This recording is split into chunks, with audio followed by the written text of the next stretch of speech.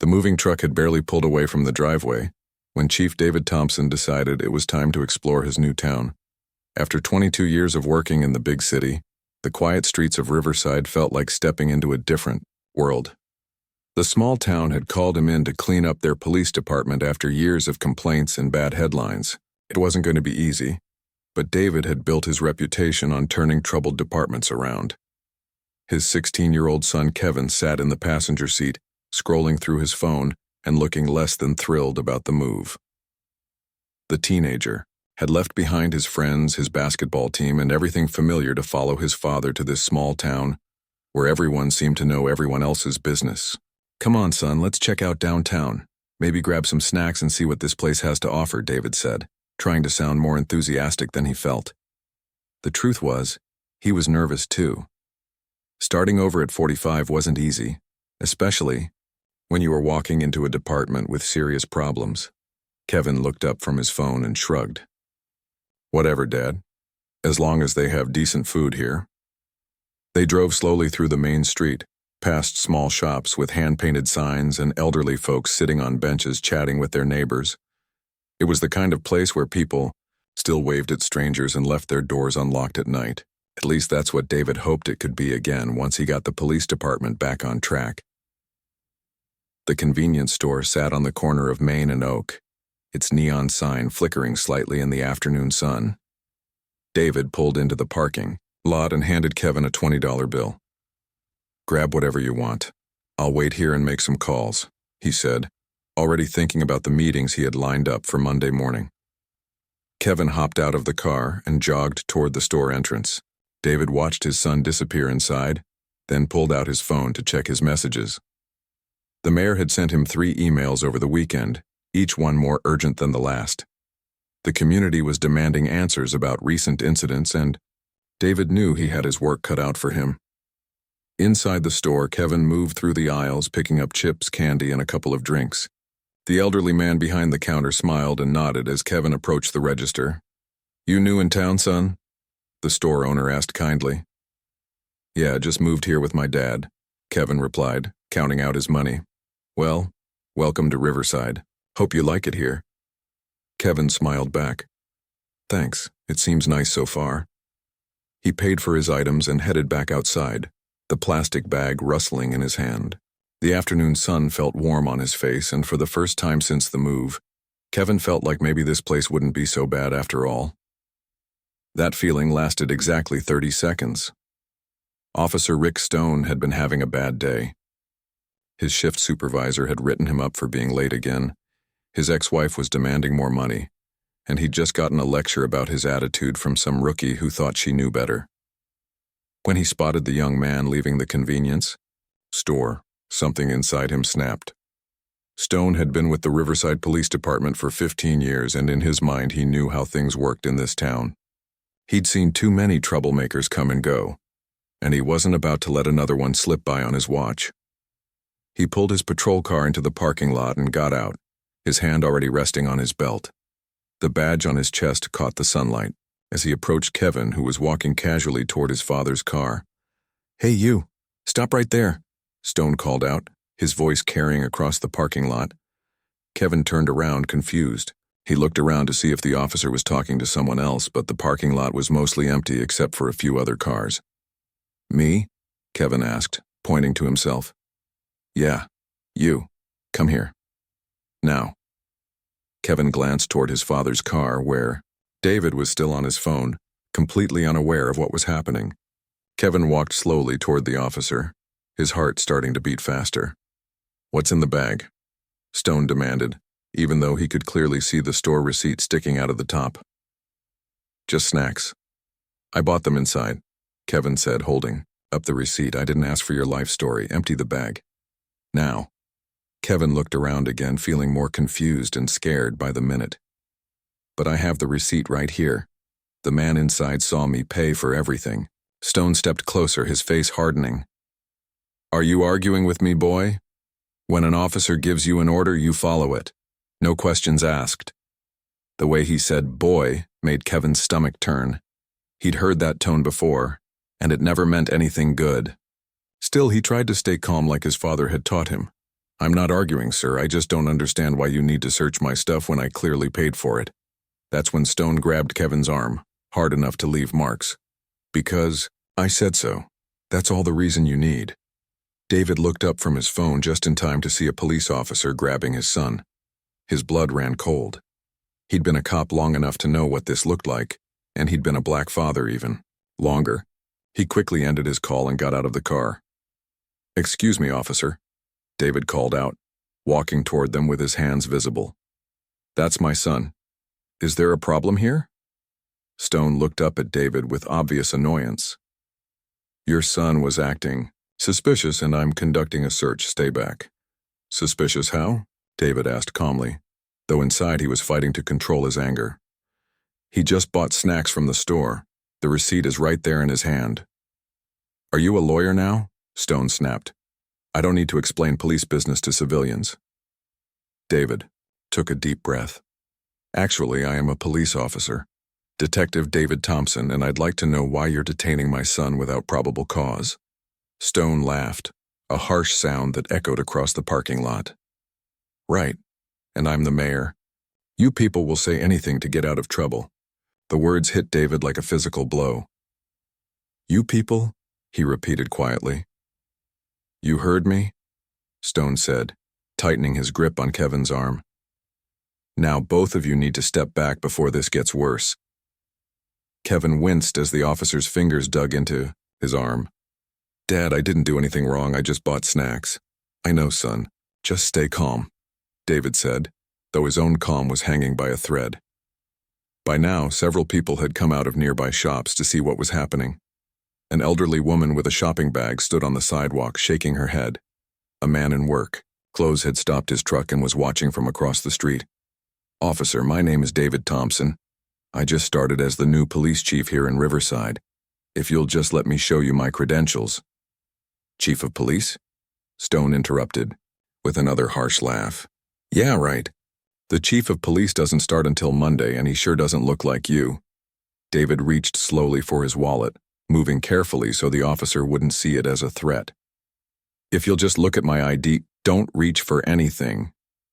Stone shouted, pushing Kevin away so hard the teenager stumbled backward. "Keep your hands where I can see them." That's when everything went wrong. As David raised his hands to show he wasn't a threat, Stone apparently decided he'd had enough of what he saw as defiance. In one quick motion, he struck Kevin across the face with an open hand, the sound echoing across the parking lot like a gunshot. Kevin stumbled, his hand flying to his cheek, the bag of snacks scattering across the pavement. David saw red. Every instinct told him to protect his son, but his training told him to stay calm. The internal battle lasted only a second before the father won over the cop. "Don't you touch my son," David shouted, stepping forward. Stone shoved David hard in the chest, sending him back several steps. "I told you to stay back, both of you. Need to learn your place in this town." The words came with such venom that several witnesses gasped. The elderly woman on the sidewalk had pulled out her phone and was recording everything. The man in the work truck had gotten out and was walking closer, his face dark with anger. "This is wrong," the woman called out. "That boy didn't do anything." Stone whirled around to face her. "Mind your own business, lady, unless you want to be next." But the damage was done. Kevin stood there with tears in his eyes and a red mark across his face. David stood frozen between rage and disbelief. And somewhere in the back of Stone's mind, a small voice was starting to whisper that maybe he'd gone too far this time. The store owner had come outside and was staring in shock. "Officer Stone, that young man paid for everything. I watched him myself, there was no problem." Stone's face was getting redder by the minute. "I'll decide if there's a problem or not." As the crowd grew larger and more phones came out to record, David realized this moment would change everything. Not just for him and Kevin, but for the entire town. In less than 5 minutes, Officer Rick Stone had just assaulted the new police chief and his son in front of half a dozen witnesses, and he still had no idea what he'd done. The silence in the parking lot felt heavy after Officer Stone finally drove away. David stood there with his arm around Kevin's shoulders, watching the patrol car disappear around the corner. His son's cheek was still red from where the officer had struck him, and David could feel Kevin trembling slightly. Dad, what just happened? Kevin asked quietly, his voice shaking. I wish I knew, son. I really wish I knew, David replied, pulling his son closer. His mind was racing. In all his years as a police officer, he'd never experienced anything quite like this. He'd dealt with bad cops before, but never as the victim. The elderly woman who had been recording walked over to them, her face full of concern. Are you two all right? That was absolutely horrible. I got most of it on video if you need it. David looked at her gratefully. Thank you. That might be very important. Could I get your contact information? Of course, dear. My name is Betty Walsh. I've lived in this town for 63 years and I've never seen anything like that.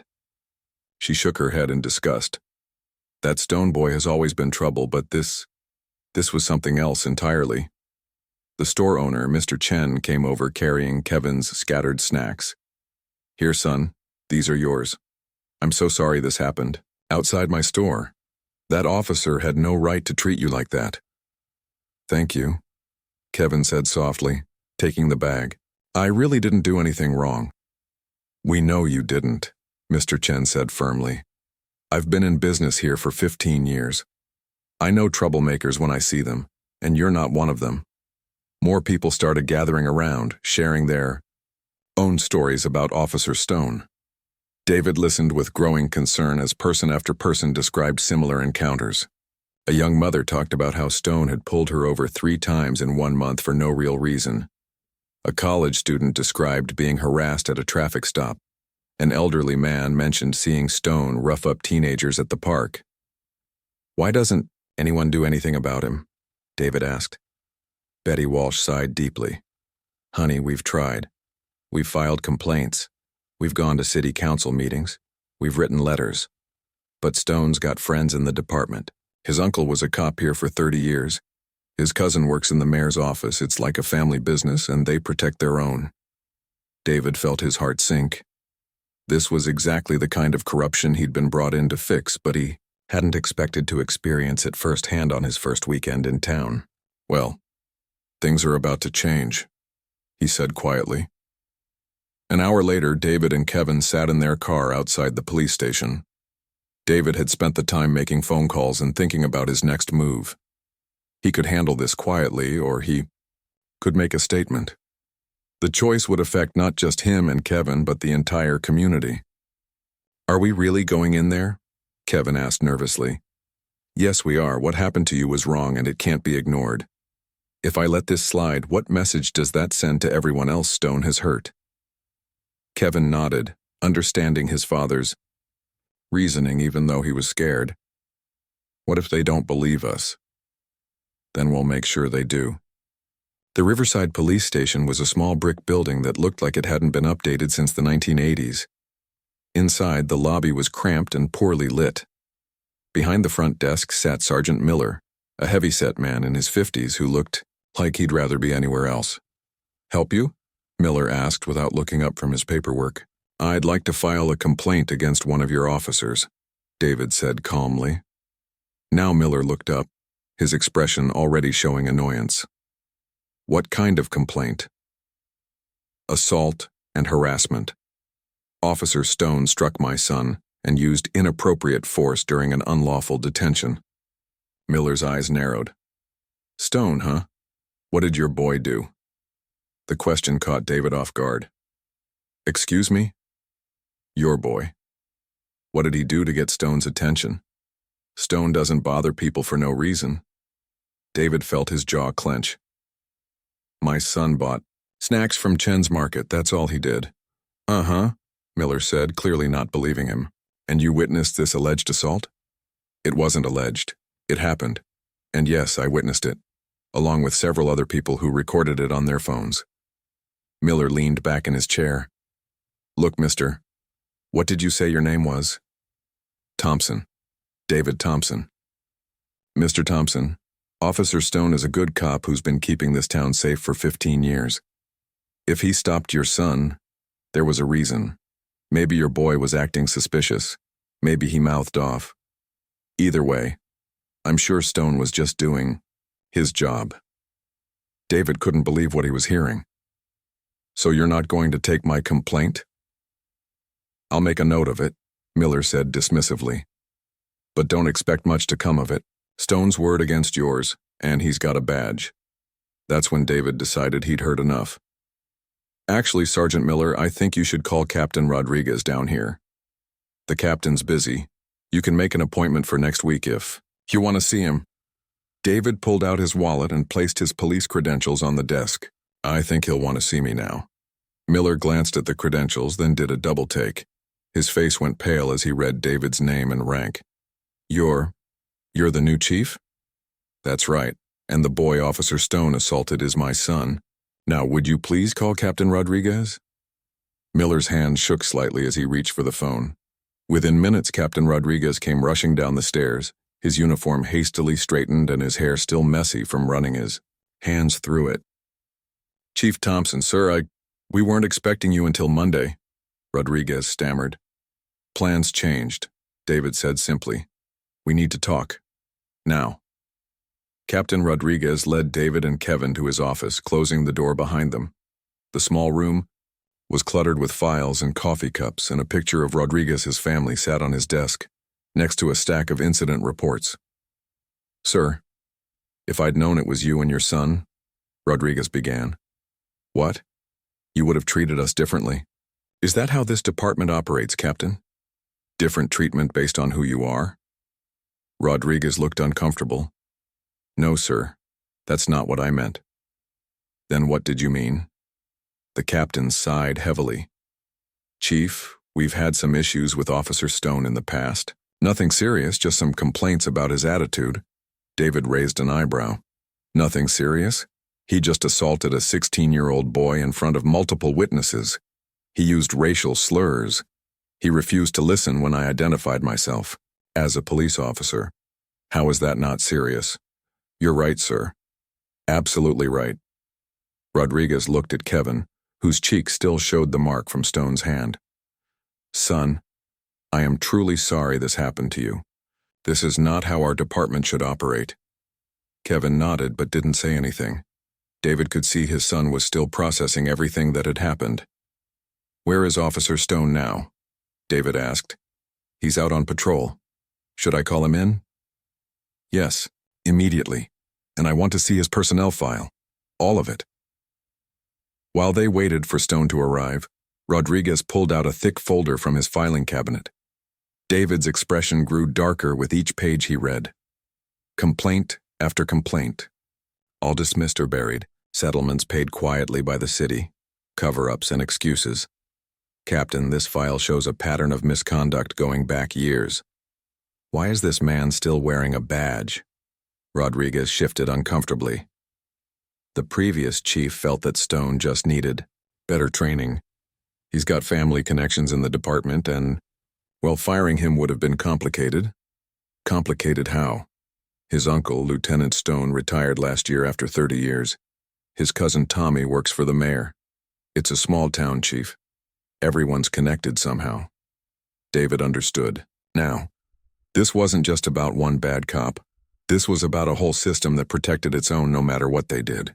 It was exactly what he'd been hired to change, but he'd never imagined it would hit so close to home.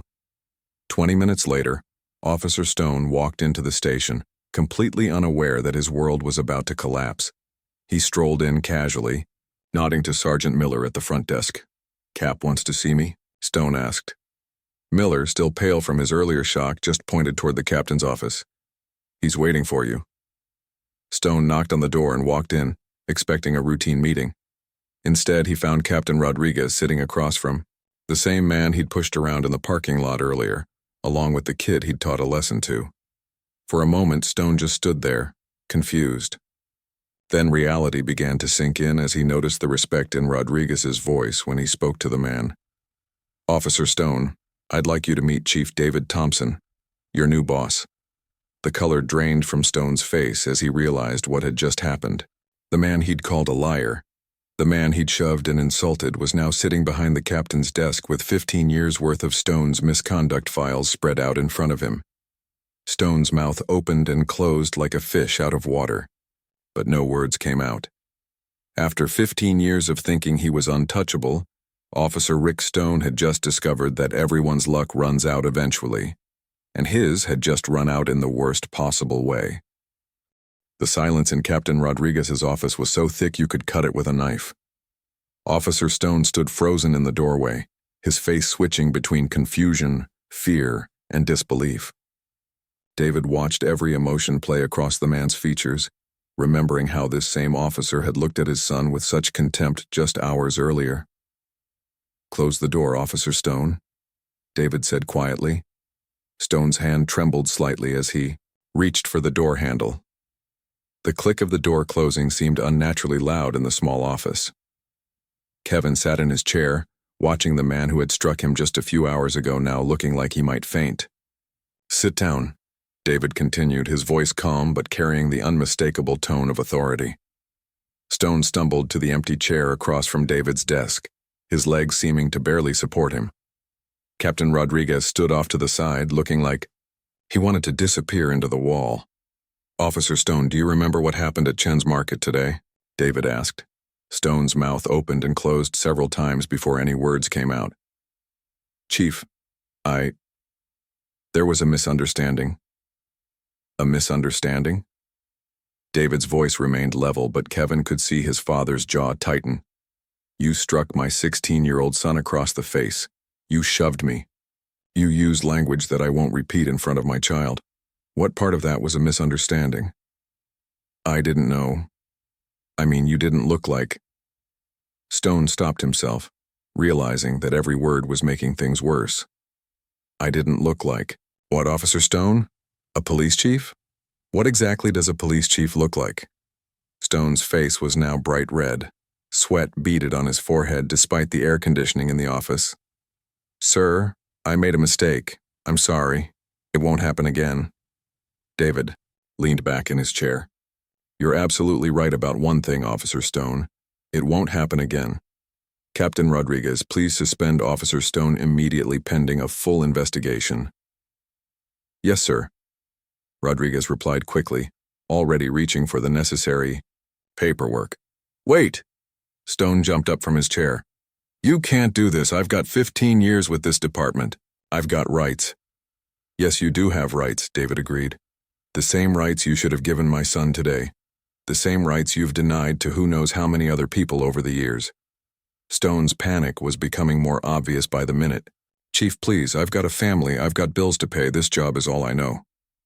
"You should have thought about that before you decided to assault a teenager in front of half the town," David replied coldly.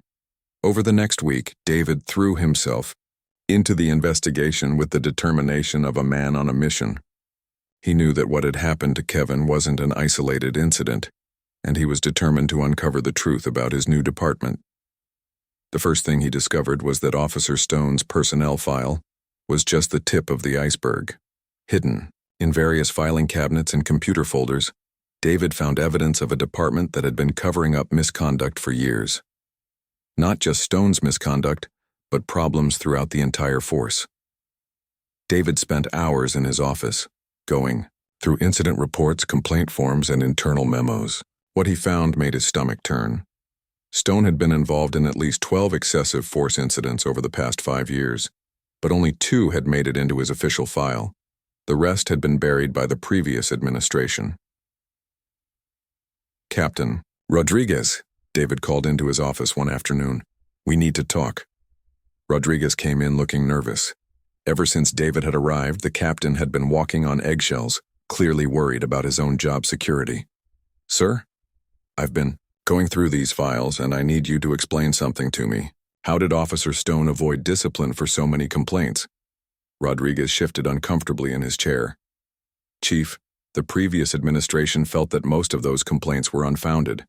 Stone has always been aggressive in his policing style, but he gets results." "Results?" David held up a file. Mrs. Patterson, age 72, filed a complaint that Stone grabbed her roughly during a traffic stop for driving 5 miles over the speed limit. She ended up with bruises on her arm. What results did that get us? And sir, Mr. Williams filed a complaint that Stone searched his car without permission and found nothing, but still gave him a ticket for suspicious behavior. What results did that get us? Rodriguez had no answer. And here's my favorite. David continued, pulling out another file. The Henderson family complained that Stone used inappropriate language during a noise complaint call. When they asked for his badge number, he told them they could file all the complaints they wanted because nothing would happen. And guess what? Nothing did happen. David slammed the file on his desk. "Captain, this isn't policing. This is harassment with a badge." "Chief, I understand your frustration, but Stone isn't the only officer with complaints. It's a tough job, and sometimes what? Sometimes we forget that we're supposed to serve and protect? Sometimes we forget that every person in this community deserves to be treated with respect?" Rodriguez looked down at his hands. "No, sir, you're right." That evening, David sat at his kitchen table with Kevin, helping his son with homework. It had been a week since the incident, but David could see that Kevin was still affected by what had happened. His usually outgoing son had become quieter, more cautious. "Dad, are people at the department mad that you suspended Officer Stone?" Kevin asked, not looking up from his math problems.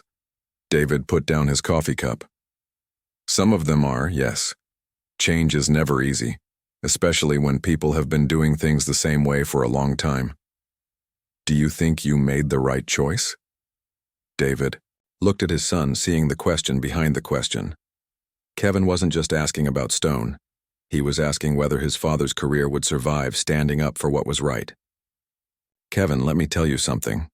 Sometimes in life you have to choose between doing what's easy and doing what's right. They're not always the same thing. But what if doing the right thing hurts you?" David smiled sadly. "Then you do it anyway. Because if good people don't stand up when bad things happen, then bad things keep happening." The next day brought David's first real test.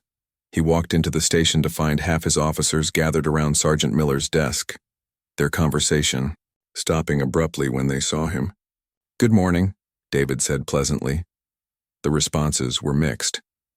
Some officers returned his greeting warmly, but others just nodded or looked away. David knew he was walking into a divided department. Detective Lisa Park, one of the younger officers, approached him as he headed to his office. "Chief, can I speak with you privately?"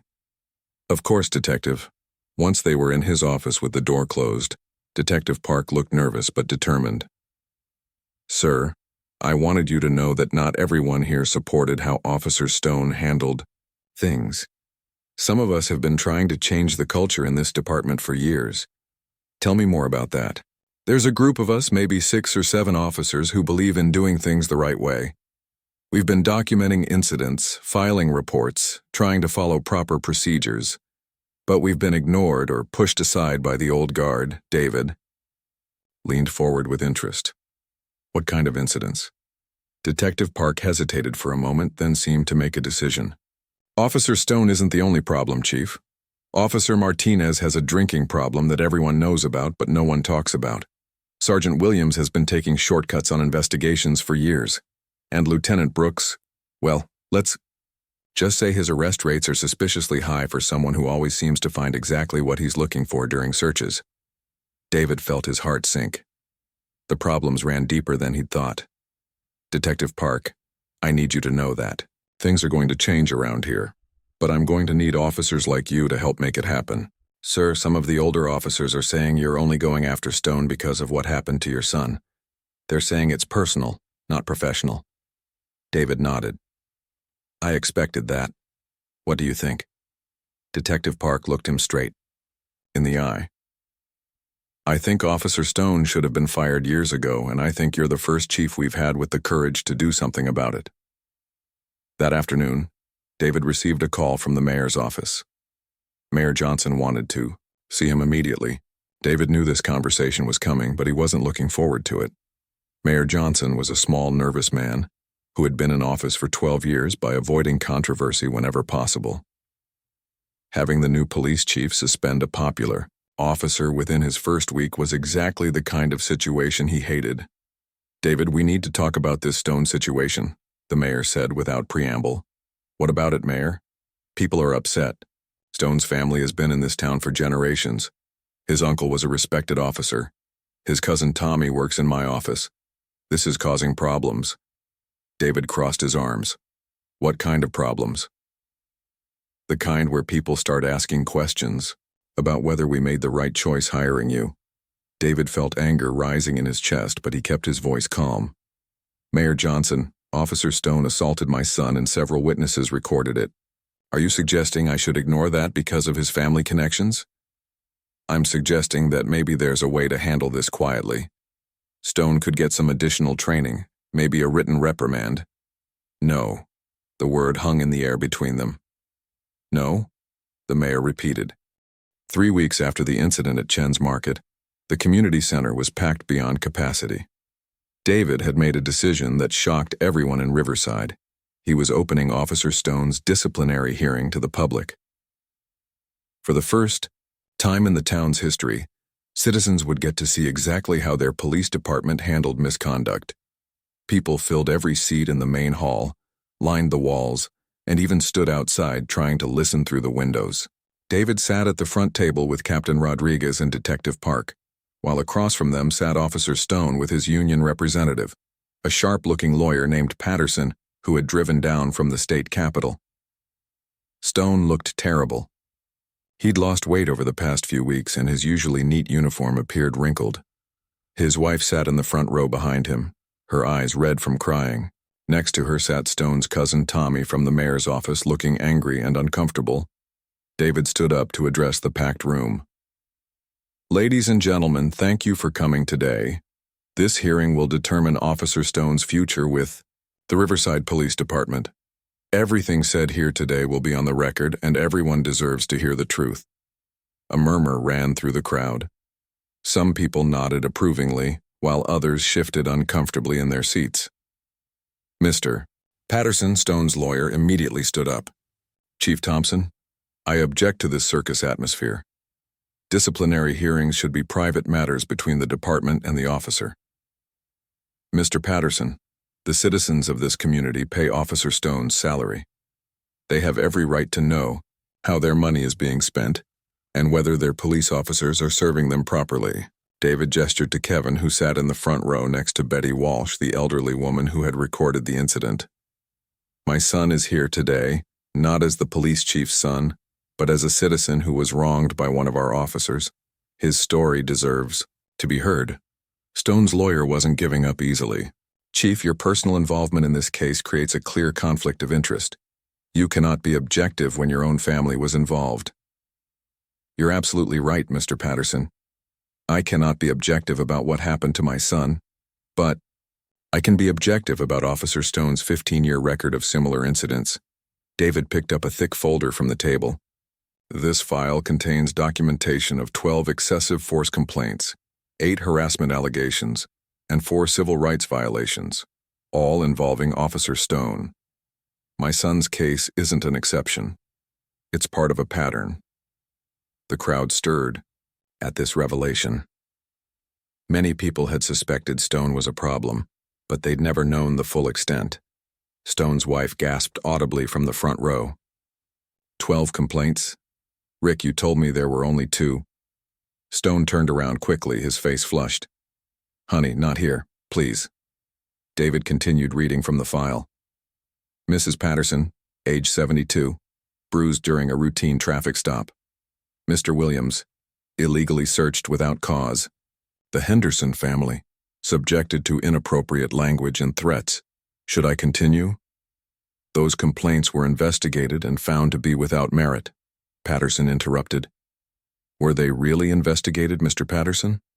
Or were they just buried in filing cabinets to protect an officer with family connections?" Detective Park stood up at David's signal. "Chief, if I may?" "Go ahead, Detective." "I've been with this department for 8 years. During that time, I personally witnessed Officer Stone use excessive force on at least 3 occasions. Each time I filed a report. Each time nothing happened." The room erupted in angry murmurs. Someone in the back shouted, "Why didn't you speak up sooner?" Detective Park's voice shook slightly as she answered, "Because I was told that questioning a senior officer's methods could end my career. Because I was young and scared and didn't think anyone would listen to me." David nodded approvingly. "Detective Park's courage in speaking up today is exactly what we need more of in this department." Mr. Patterson tried a different approach. "Chief Thompson, Officer Stone has served this community for 15 years without a single criminal conviction. His methods may be aggressive, but crime rates have stayed low during his tenure. At what cost? David shot back. How many citizens have been intimidated into silence? How many young people have lost trust in the police because of encounters with Officer Stone? How many complaints have been covered up to protect this department's reputation? Stone finally spoke up, his voice barely above a whisper. Chief, I know I made mistakes. I'm willing to take additional training, accept a suspension, whatever you think is fair. David looked at Stone for a long moment. Officer Stone, do you remember what you said to my son when you struck him? Stone's face went pale. I was having a bad day. I wasn't thinking clearly. You told him to know his place. You used language that I won't repeat in front of this community. Was that part of your bad day, or is that part of who you are? The question hung in the air. Stone's mouth opened and closed, but no words came. Out Betty Walsh stood up from her seat, her phone in her hand. I have the whole thing recorded right here. Would everyone like to hear exactly what Officer Stone said to that young man? No, Stone's wife cried out. Please, this is destroying our family. David felt a moment of sympathy for the woman, but he couldn't let emotion override justice. Ma'am, I understand this is difficult for you, but your husband's actions have been destroying other families for years. That's when something unexpected happened. A young man near the back of the room stood up. Chief Thompson, my name is Tyler Brooks. Officer Stone arrested me 2 years ago for looking suspicious while I was walking home from work. He threw me against his car so hard he cracked my ribs. When I tried to file a complaint, I was told it was my word against his. An older woman next to Tyler stood up as well. I'm his mother, Carol Brooks. I tried for months to get someone to listen to us. We were told that Tyler must have done something to deserve it. One by one, other people began standing up throughout the room.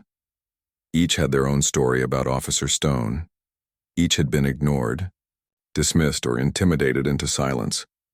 A teenage girl near the front spoke with tears in her eyes.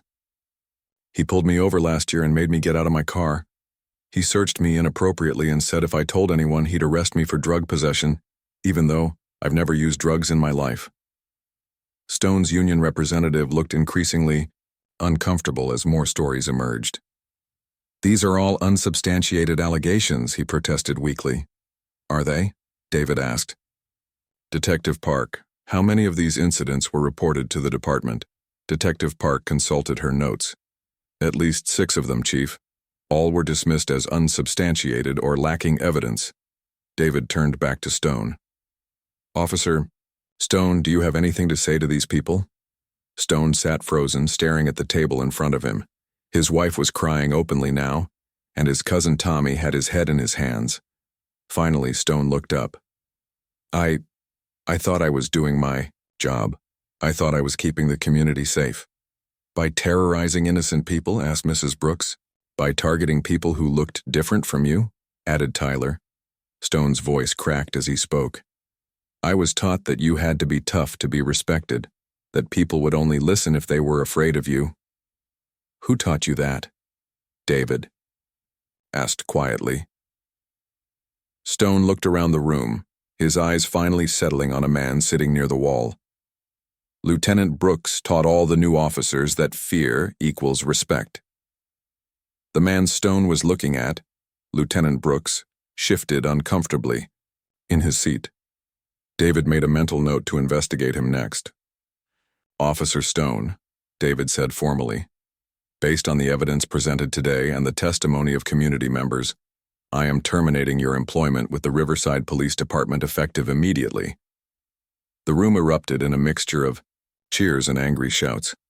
Stone's wife sobbed loudly while his supporters yelled about unfair treatment. Furthermore, David continued, raising his voice over the noise, I am referring this case to the district attorney's office for potential criminal charges. Stone's lawyer jumped up. Chief, that's completely unnecessary.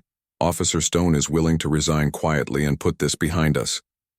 Mr. Patterson, if your client had committed these same acts without a badge, he would have been arrested immediately. The badge doesn't give him permission to assault people. It gives him greater responsibility to protect them.